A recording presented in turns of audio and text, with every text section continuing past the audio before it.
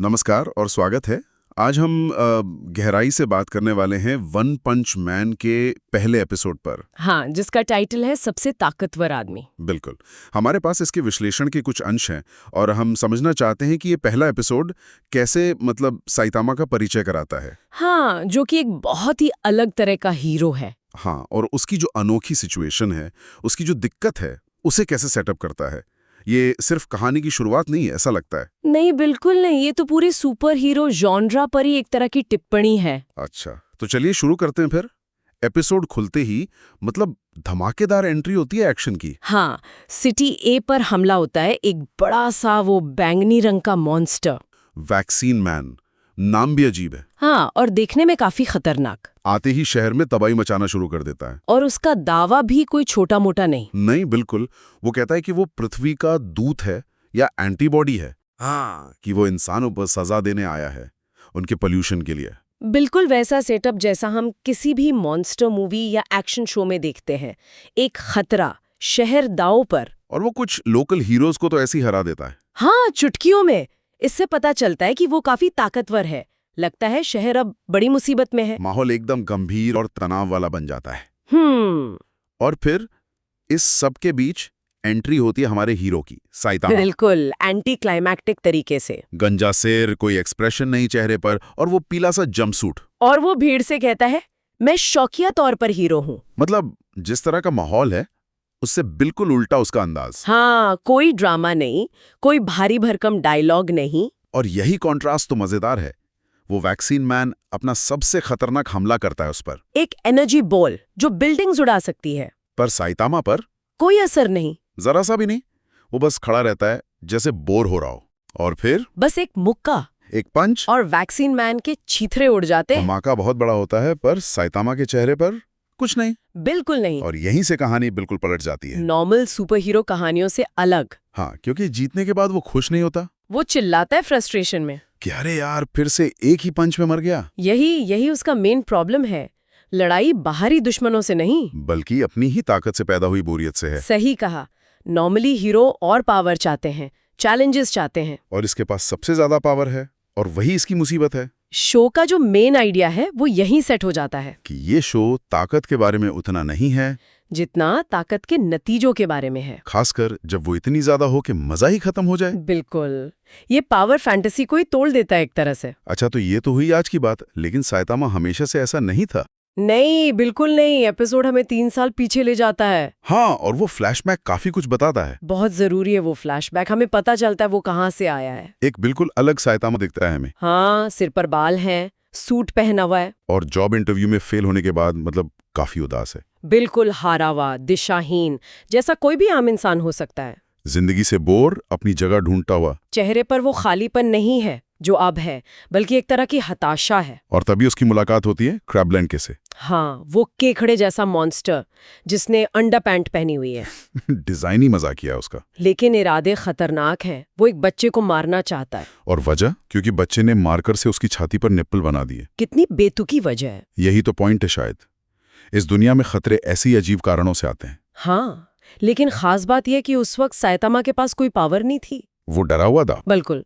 पर जब क्रोपैलेंट पूछता है कि क्यों बीच में पड़ रहा है, तो वो कहता है कि बचपन में उसका सपना था हीरो बनने का। शायद उस बच्चे में उसे अपना वो पुराना सपना दिखा, या शायद वो अपनी बेकार सी जिंदगी से इतना तंग आ गया था कि उसने सोचा चलो कुछ तो करें। हाँ, उसने लड़ने का फैसला किया, बिना किसी ताकत के, सिर्फ अपनी हिम्मत के बल पर। और वो जीत भी गया। बुरी तरह घायल हुआ, पर जीत गया। और वही लड़ाई उसकी जिंदगी का टर्निंग पॉइंट बने। उसे एक मकसद मिल गया, हीरो बनना। पर क्या ये दुनिया बचाने के लिए था या अपनी बोरियत मिटाने के लिए? ये अच्छा सवाल है। उसका वो डायलॉग है ना, मैं शौकिया तौर पर हीरो बनना चाहता हूँ। हाँ, वो इसी तरफ इशारा करता है कि ये दूसरों की भलाई से ज्यादा शायद खुद के लिए था। उसने तय किया कि वो इतना ताकतवर बनेगा कि कोई उसे हरा ना सके। अपनी फ्रस्ट्रेशन को उसने एक एक्सट्रीम गोल में बदल दिया। और यहीं से शुरू होती है उसकी ट्रेनिंग, जो कि कहानी का एक और मजेदार हिस्सा है। हाँ, जब उसे बाद में कोई पूछता है कि तुम्हारी ताकत का राज क्या है, तो उसका जवाब बहुत ही सिंपल होता है। कोई एक्सीडेंट नहीं, कोई रेडिएशन नहीं, कोई जादू नहीं। कुछ नहीं। वो कहता है 3 साल तक हर रोज 100 पुशअप्स, 100 सिटअप्स, 100 स्क्वाट्स और 10 किलोमीटर की दौड़। साथ में बैलेंस डाइट, रोज सुबह एक केला। और गर्मी हो या सर्दी, एसी नहीं चलाना, ताकि विल पावर स्ट्रांग रहे। सुनने में ऐसा लगता है जैसे कोई फिटनेस रूटीन हो। हाँ, लगता है कोई भी कर सकता है अगर चाहे तो। और यही बात इसे सैटारिकल बनाती है। जहां बाकी हीरो पता नहीं कैसे कैसे पावर पाते हैं, इसका तरीका एकदम साधारण है। शो जैसे कह रहा हो कि बस मेहनत और लगन से कुछ भी हो सकता है। यहां तक कि इतनी ज्यादा ताकत भी। लेकिन क्या ये सिर्फ फिजिकल ट्रेनिंग थी? शायद नहीं, क्योंकि नतीजा क्या हुआ?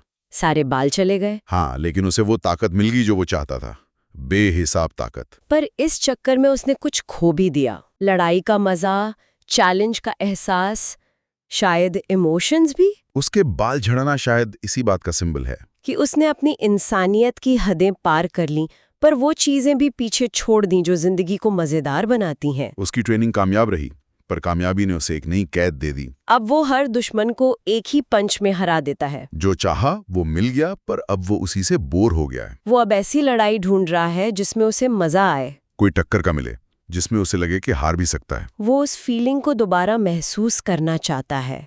ये कितनी बड़ी आयरनी है। और ये आयरनी एपिसोड के आखिर में और साफ हो जाती है। हाँ, जब वो एक सपना देखता है। वो सपना उसकी इच्छा को दिखाता है। वो देखता है कि जमीन के नीचे से बहुत सारे मॉन्स्टर्स निकले हैं, सबटेरेनियंस, भूमिगत प्राणी, और वो काफी ताकतवर लग रहे हैं। और सपने में साइतामा को वो मिल जाता है जिसकी उसे तलाश थी। एक असली लड़ाई। उसे कई पंच मारने पड़ रहे हैं, वो पलटवार कर रहा है, उसे चोट लग रही है, पसीना आ रहा है, और चेहरे पर पहली बार जोश दिख रहा है। वो कहता है यही है, यही वो लड़ाई है। उसे लगता है चलो कोई टक्कर का मिला।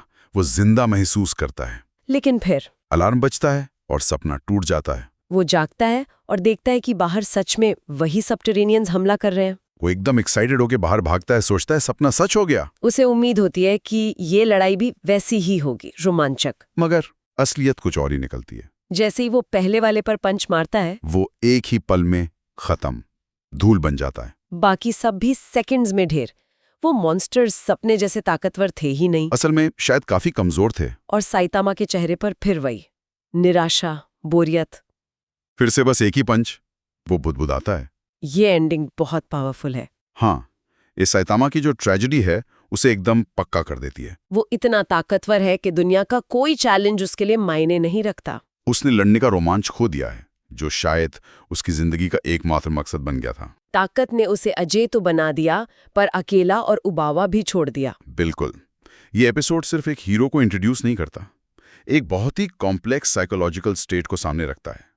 साइतामा की बोरियत सिर्फ ऊपरी नहीं है, ये गहरी एग्जिस्टेंशियल प्रॉब्लम है। जब आपके पास सब कुछ हो, कोई चुनौती ही ना बचे, तो जीने का क्या मतलब है? शो इसी सवाल के आसपास घूमता रहता है। तो अगर हम इन सारी बातों को देखें तो इस पहले एपिसोड का निचोड़ क्या है? मेरे ख्याल से ये साइतामा को एक ऐसे हीरो के तौर पर स्थापित करता है जिसकी कहानी आम हीरो वाली कहानियों से बिल्कुल अलग है। हाँ, उसकी सबसे बड़ी लड़ाई बाहर नहीं, अंदर है। अपनी ही उस खालीपन से, जो उसकी बेहिसाब ताकत की वजह से है। ये एपिसोड बहुत अच्छे से दिखाता है कि कैसे एक आम सा खोया हुआ लड़का इतनी ज्यादा ताकत हासिल करता है, और कैसे वही ताकत उसके लिए एक श्राप बन जाती है। ये सुपर हीरो जॉनर के जो बने बनाए नियम हैं, जैसे पावर पाने की इच्छा, ट्रेनिंग सीक्वेंस, फाइनल जीत, उन सबको लेता है और या तो उलट देता है या उनका मजाक उड़ाता है। ये हमें सोचने पर मजबूर करता है कि हम पावर और हीरोइज्म को कैसे देखते हैं। ये सिर्फ एक्शन या कॉमेडी नहीं है, इसमें सटायर और फिलॉसफी भी है। साइतामा का कैरेक्टर हमें अपनी इच्छाओं पर सवार उठाने को कहता है, जैसे अनलिमिटेड पावर या सक्सेस। क्या होता है जब वो मिल जाती है? क्या वो सच में खुशी देती है? और यहीं से वो आखिरी सवाल उठता है जो ये एपिसोड हमारे लिए छोड़ जाता है। जब आप अपने गोल के टॉप पर पहुंच जाते हैं, सारे चैलेंजेस खत्म हो जाते हैं, और फिर भी आपको वो सेटिस्फैक्शन नहीं मिलता, वो खुशी नहीं मिलती, तो इसका क्या मतलब है? क्या जिंदगी की कीमत सिर्फ मंजिल पाने में है, या उस सफर में, उस स्ट्रगल में, सीखने में ज्यादा है? क्या एब्सोल्यूट पावर सच में चाहिए होती है, या इंसान होने के लिए लिमिटेशंस और चैलेंजेस जरूरी हैं? ये एक ऐसा सवाल है जिस पर शायद हम सब सोचते हैं। और वन पंच मैन इसे बड़ी अनोखे और मजेदार तरीके से हमारे सामने रखता है। सोचने के लिए काफी कुछ है यहाँ।